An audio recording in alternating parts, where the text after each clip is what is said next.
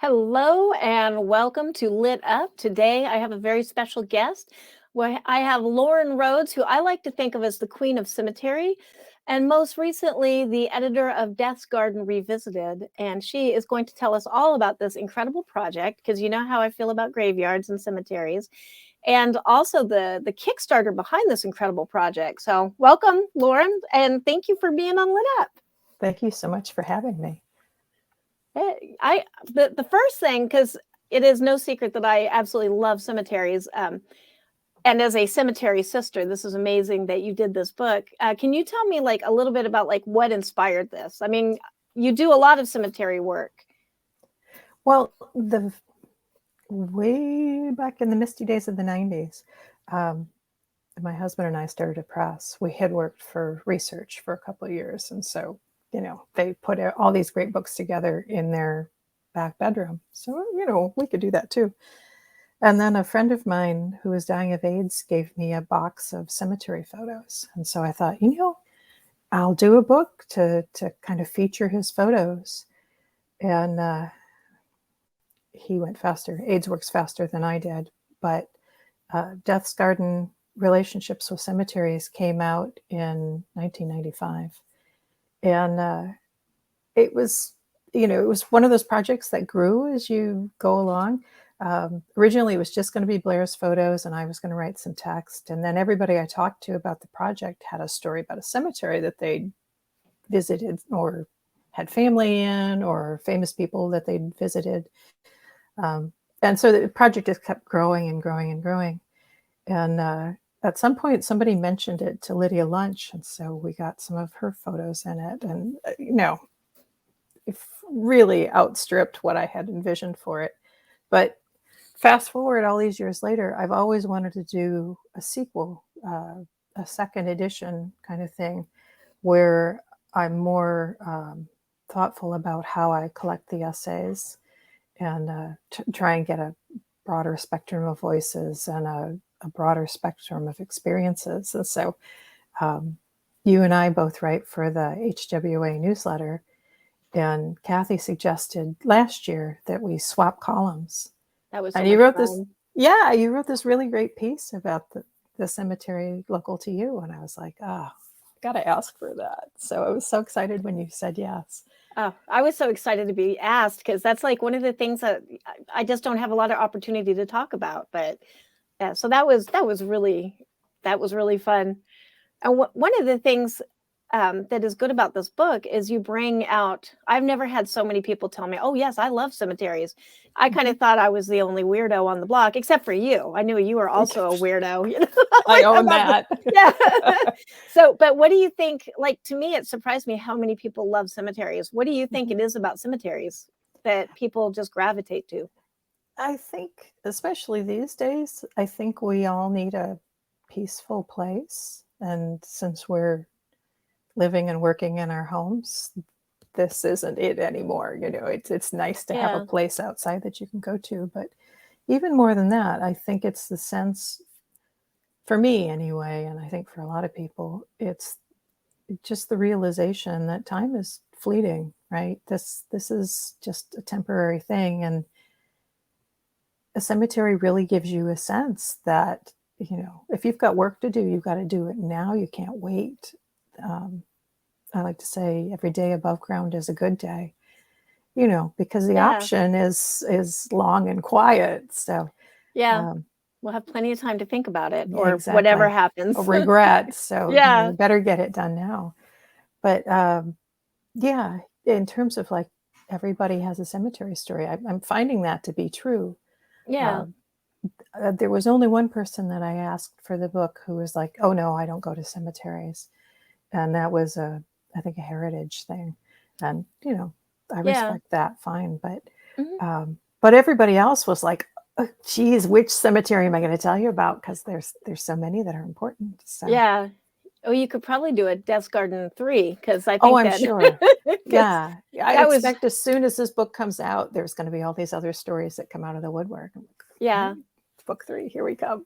Yeah, I think it's like you're saying, it's something important, because it kind of reminds us, don't waste the time. It's like that memento mori thing. I'm probably mispronouncing that, but that reminder of death so that we know that we need to be alive. Right. Well, and there's nothing like, that moment of walking in the cemetery where the grass is green and the birds are singing and, sun's out and all of that. And to make you feel like life is really special and good and fleeting. So, yeah. I'm a huge fan of cemeteries. I'm sorry, I'm just a nerd. Oh no, me too. That is a cemetery. If I ever feel depressed or anything, or we all get that period in our life, multiple times, where you're just like, oh, why am I even doing any of this? I'll actually go to a cemetery and I'll buy myself like a piece of cake or something, and I will go eat it in the cemetery, because then it's like I'm still here. I'm relishing this treat, this decadent thing. Do you have any like rituals that you go to cemeteries for, or anything like that? Well, I like to visit cemeteries when I travel, and kind of stumbled into that by accident. But I get overstimulated, especially when you're traveling abroad and you're dealing with language and maps and money and all the rest of that. Going to a cemetery and just kind of, I don't know, soaking in the history and finding that moment of quiet is really restorative. And so, I started out, if we were in a place, I would see if it had a cemetery. Now I'm to the point of, I want to see the cemetery. Can we build a trip around it? So, oh, that's awesome. Yeah. That's awesome. We have the Kickstarter. I want to share that really quick, because the Kickstarter has been an amazing story. Oh, yeah. I know it is over. Oops, let me move my screen. This is the Death Garden Kickstarter. It's well overfunded. You were 1,000. It's 4,000. So what is that? 3 times? Don't ask me to math. Why did I even go there? Forget I ever math. The numbers should not come out of my mouth. But I wanted to talk to you a little bit about some of the experiences, some of what people have said, some of the goals. Just tell me a little bit about the Kickstarter, which is still going on at this moment. Yeah. You can still go and support this Kickstarter. Yeah, one more week. I wanted to do a Kickstarter, which I've never done before, so this was totally an experiment, but I wanted to do one as a way to kind of build the audience beforehand, to sell some books before it's published.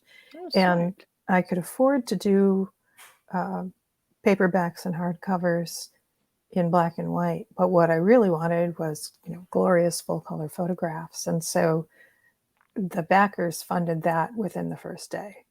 Shazam, you can have the book that you want to make. So wow. Yeah, that was really cool. But that is awesome. I've never done a Kickstarter either, but there was a learning curve, and Kickstarter itself, their documentation is not as straightforward as I would have liked. There was a lot of, you need to push this button before you can advance, and I don't really know what this button does, but I can't do anything else until I push it. Let's see. Yeah. So, yeah. I have learned so much through this. It looks like it's, oh, wait. So we're at 4,000. You'll finish the sequel to Wish You Were Here. Yes. Adventure. I thought we would never get that far, but everybody who backs the campaign is going to get 2 books for the price of 1. Oh, that is awesome. Yeah. Well, tell me about that book, Wish You Were Here. It was my first cemetery book of my own. After the first Death's Garden came out, I knew Thomas Roche in San Francisco, and he was a nonfiction editor for GothicNet. And so I contacted him and I said, "Hey, Tom, I'd really like to write a column about cemeteries." And he said, "Yes, start now."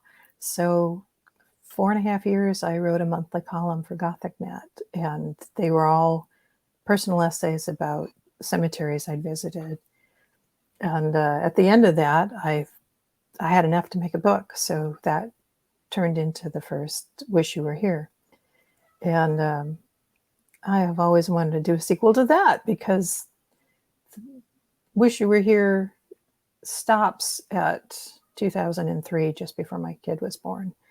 And I'd like to pick it up for the last 20 years. So yeah, lots of stories to tell. It's about 2/3 assembled now, so I have some new pieces to finish.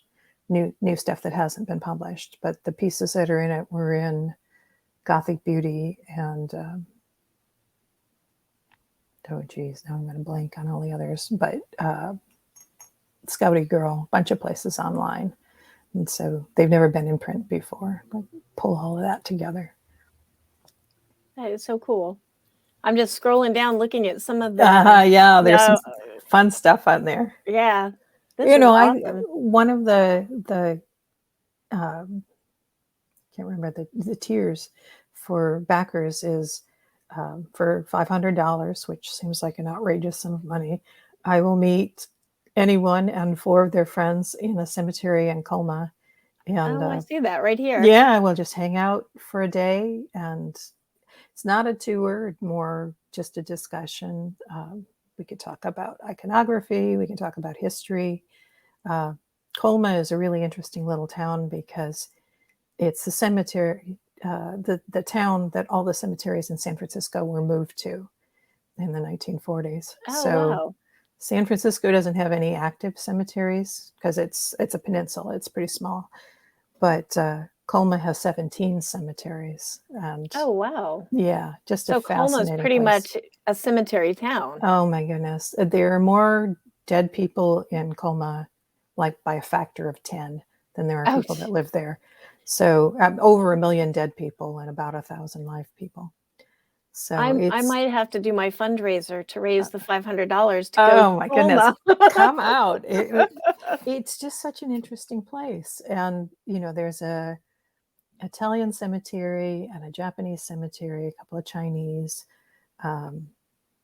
Catholic cemetery. There are 4 Jewish cemeteries, and a garden cemetery that's as pretty as anything back east. So oh wow, it's really, really an interesting place. Oh, and a pet cemetery, which is really fascinating. So. Oh wow. Yeah, so yeah, I was amazed. The Stephen King book. Yeah, exactly. I was like, oh, nobody will spend this money, but I'm going to put it on there anyway. And yeah, like within the first couple of days, one of the cemetery bloggers on Instagram said, let's do it. So she and I and 4 of her friends are going to go hang out for a day. Oh my goodness, that is awesome. Yeah, that is awesome. Well, and it's totally worth it. I mean, I'm actually kind of like, do I have $500 sitting around? Because I would love to do that. It gets you each of the 5 of you a copy of the book, and hanging out. Well, I'm just going to put it out there. If anybody has $500 and want to do that, I will gladly be one of the guests. Oh, this is awesome. I remember I kind of found out about the Kickstarter. It was already funded. Like, that's how I found out about it. I have one of the essays in the book, and it was like, and here's the Kickstarter, Angela. By the way, it's already funded. I was just kind of going, wait, what? Where was I? How long has it been going on? Well, it was one of those things where the world being what it is, with everything in Ukraine and the pandemic and everything else, I went back and forth about, is this the best time for a cemetery book? I think cemeteries are restorative, but for the normal person, is that going to be a thing too far? Mm-hmm. And then Brandon Sanderson had his campaign, and it was such an enormous success that I thought, he's bringing all this attention now. He's getting all this press about Kickstarter. This is probably the best time to do it. So yeah, I knew it would fund. I didn't have any doubt about that, but I didn't know it would fund in the first day. That was just really encouraging. Yeah, and continue to fund. Because I think that's why I've never done a Kickstarter. I always have that fear that it's gonna be crickets. And here I have kind of asked for something, and but that is not the case here. You've been very enthusiastically supported. Yeah. I think a lot of people, when they do a Kickstarter, ask for big amounts of money and then don't realize how much hustle there is, trying to get the word out and keep it to people's front of mind and all the rest of that. So yeah, and then hope nothing happens. Like when the Ukraine came up, that kind of everybody's attention was turned away, and that was right in this and rightfully time frame. so. Yeah, but it's just unfortunate, So there's always that risk too, but you have absolutely rocked this whole thing. So from Yeah, the book, the authors, this whole thing is an amazing project. I cannot wait to hold my hardcover because I'm going to go do my pledge after excellent. this. Excellent. I will be enjoying that. Um, I know we are kind of running out of time because we try to keep these to about a half an hour so we don't, I know everybody's super busy, but I want to hear one of your favorite stories about your cemetery experiences. Oh my goodness. Let's see. This is one of those where you're like, so many. Yeah, it really is. It really is. When I turned 35, my husband and I went to Prague for the first time. And I got a guidebook that specifically talked about the cemeteries because, that was a really unusual thing back then. But they were all about, the cemeteries in Prague are full of famous people and artwork and stuff like that. You should go see it. And, my goal was to see the old Jewish cemetery, which is it's the cemetery in the ghetto where it's like, I want to say 1,200 years, the Jews only had a certain patch of ground where they could bury their dead, and they would fill it and then bring in enough dirt to cover everything over so there'd be room for more bodies, move all the headstones to the top, bury the next layer, and so it's 7 layers deep, this tiny little graveyard. And when the Nazis came in, they destroyed cemeteries all across Eastern Europe, but they decided that the cemetery in Prague was so beautiful that they would save it as a memorial to the lost race. And so it survives, I guess, is the upshot of all of this. But it's like an acre of land, and it has hundreds of tombstones. And we were there in October, so it was full of autumn leaves. It was really, really beautiful. And as you walk through on the path, one of the graves you pass is this huge red sandstone tomb. It's not even a mausoleum. That is the grave of Rabbi Lov, who was the man who created the golem in the stories. But Oh, wow. So he was a alchemist who served the court of Rudolph II, the Holy Roman Emperor, and is credited with creating a golem, the original golem. And so his tomb was covered in little pieces of paper where people had written prayers to the rabbi, it's not a tradition in Jewish graveyards. They leave stones as a symbol that they had visited. But that was the first time I'd seen that, he's been dead since the Middle Ages, and people still have a relationship with this man and his legacy. So that was amazing. Oh, that is so cool. Yeah, such a beautiful little place, and full of lions on tombstones and menorah and grapes and pictures and just all sorts of iconography that I'd never seen anywhere else. It was wonderful. Oh, that's and beautiful. that was our first day, because my husband always makes me do the thing I most want to see the first day. But I think there were 4 or 5 cemeteries by the time we got done in Prague. We were there for a week. Yeah. We didn't see a cemetery every day, but almost every day. Oh, that's awesome. I would see, now I really want to go see that. Like, it was so special, and just this tiny little place, and full of tourists. There were tour groups going through all the time, and so it wasn't as peaceful as it might have been, but just the depth and the weight of the history there was really impressive. Oh, that's so neat. Yeah, so you should go. Oh, you know what? There's my Kickstarter. Just send Angela to all the cemeteries. Send me to Prague. Yeah, well, that's and you, because it's research. We have to go together. Exactly. And the list grows at the bottom. As many as I see, then the next person I say says, well, Independence has a really beautiful cemetery. Oh, yeah. You should come and look at this one. I think I should. We can go look for Ms. Vale together. Oh, that'd be great.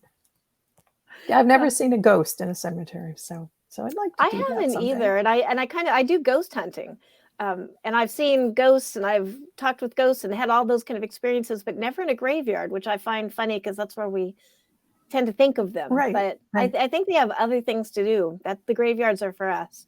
They're off Yeah, doing something else. yeah. Well, that's where the body ends up. That's not necessarily where the spirit is. So, Yeah, yeah. Well, they're probably lonely because they're like, it's so quiet here. I want to go do something. yeah. Go be where So the people are. yeah, exactly. Which is fine. That's fine with me. One of the things that I have often thought about with graveyards is like you mentioned all the beautiful carving and everything. Mhm. And I know there's two lines of thought here. One is why would we waste that, on the dead? Like enjoy it now.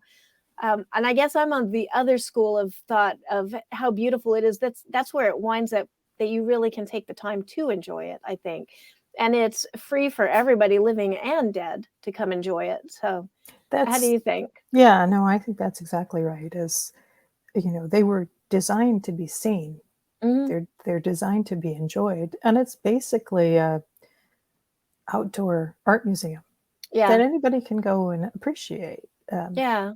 So yeah, I people maybe less now than they used to, but people are sometimes a little weird about can they visit cemeteries where they don't have people buried? And Mhm. almost every cemetery, the answer is yes. Yeah. It's there to be appreciated. There are a couple of places where they're either they've had vandalism or whatever, but they're trying to limit things to people who have family, and they'll Mhm. let you know. It's posted. You're not going to Yeah. stumble in there by accident. So Well, that's so awesome. Well, I have so enjoyed talking to you today. I just really think that this could be like a 2 or 3 hour show. And we could just share cemetery stories. Let me know, what do you have coming up? Like besides the Kickstarter, what's next for everything, and for Phew. you personally as your Well, next project. I belong to this group of writers. What I can't get the words out in the right order. WileyWriters.net, and we've decided we're doing a series of anthologies this year because I don't have enough to do. So the first of those is coming out in June, edited by Lisa Morton, and then I'm going to Oh, have the awesome. second book in July. One is going to be edited by Angel Lee McCoy, and one by Eunice McGill. So I'm super excited about those. Get some fiction out this year. Yeah. And then Death's Garden will be out in October. And hopefully I'll have Still Wish You Were Here out at the same time or shortly thereafter. But Yeah. yeah, it's going to be a rich, full year. That's awesome. And where can we find, do you have like a website or anything that we can go to? My home site is lorenrhoads.com, and Okay. my name is spelled kind of weird, but I'm also at cemeterytravel.com. It's Okay. just my cemetery work. And I will make sure those links are in the description when this posts because we're Great. pre-recording this right now. Um, is there anything else that you want to say? Any secrets? Any, Oh my goodness. your epitaph, like if you have it planned? I know we were talking about epitaphs the other day Yeah, for Poetry Month. I change my mind all the time, but I keep coming back to, let's see if I can get it right. Strangers stop and cast an eye, as you are now, so once was I. As I am now, so shall you be. So prepare for death and follow me. And Oh, I love that. yeah, it's traditional. A lot Yeah. of the old gravestones on the East Coast have that, but Yeah. little memento mori. Yeah. Yeah. And very good to think about. So I hope everybody watching will go, don't wait because you never know what could happen. Go to the Death's Garden Kickstarter right now, which the link is going to be in this description, and support that for when does it end? We have a couple more Uh, days, right? 9 o'clock, Saturday the 16th. So Okay. And this is first going thing up in the on morning. so yeah, you've got just a few more days to go support that. And yeah, it is like funded. This is crazy how fast and successful Yeah, this is. if you come now, you're pre-ordering the book, so Yeah, it's guaranteed to reach you in October. that's so awesome. Well, thank you so much for being here. Um, I can't wait for this book. I know October will be like here before we know it, but like I want it to get here a little faster. I can't wait for people to see it because it is just, I think it's the best book I've ever done. I mean, it's so full of things to think about and beautiful pictures. And yeah, I'm thrilled with it. I can't wait for people to see it. Oh, me too. Me too. All right. Well, that's about it. Thank you so much for being here. And yeah, I've loved talking to you. Everybody, go to the Kickstarter, find it in the link. And I guess we'll see you in October when it comes out. Yeah, I can't wait. Thank you. You're welcome. Thank you, everybody, for watching. And goodbye.